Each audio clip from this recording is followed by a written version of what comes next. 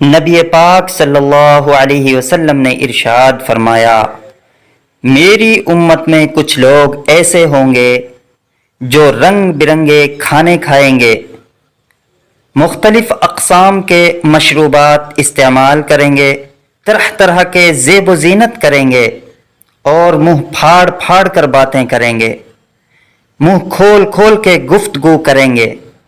آپ صلی اللہ علیہ وسلم نے فرمایا، یہ میری امت کے بدترین لوگ ہوں گے۔ کبھی بھی اپنی جسمانی طاقت اور دولت پر تکبر مت کرو، کیونکہ بیماری اور غربت آنے میں دیر نہیں لگاتی۔ کسی کو کمزور اور حقیر نہ سمجھو، کیونکہ راستے کا چھوٹا سا پتھر بھی آپ کو منہ کے بل گرا سکتا ہے۔ انسان کے غرور کی اوقات بس اتنی سی ہے، نہ پہلی بار خود نہا سکتا ہے اور نہ آخری بار۔ نبی کریم صلی اللہ علیہ وسلم نے ارشاد فرمایا، مومن کا معاملہ بھی بڑا عجیب ہے، اور مومن کے ہر معاملے میں نفع ہی نفع ہے۔ یا رسول اللہ صلی اللہ علیہ وسلم، اس کے معنی کیا ہیں؟ تو حضور صلی اللہ علیہ وسلم نے فرمایا، اگر اللہ مومن کو نعمت دیتا ہے تو وہ شکر ادا کر کے رب سے اجرت پا لیتا ہے، اور اگر اللہ مومن پر آزمائش ڈالتا ہے تو وہ صبر کر کے اللہ سے اجر پا لیتا ہے۔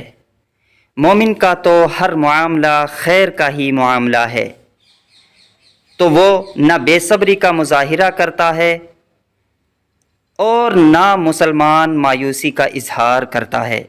صبر ایک ایسی سواری ہے جو اپنے سوار کو کبھی گرنے نہیں دیتی، نہ کسی کے قدموں میں اور نہ ہی کسی کی نظروں میں۔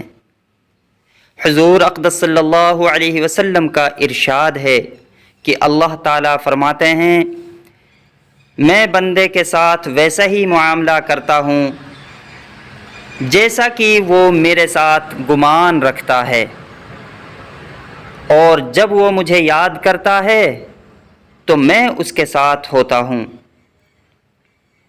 اگر وہ مجھے اپنے دل میں یاد کرتا ہے تو میں بھی اس کو اپنے دل میں یاد کرتا ہوں۔ اگر وہ میرا مجمع میں ذکر کرتا ہے تو میں اس مجمع سے بہتر مجمع میں، یعنی فرشتوں کے مجمع میں اس کا ذکر کرتا ہوں۔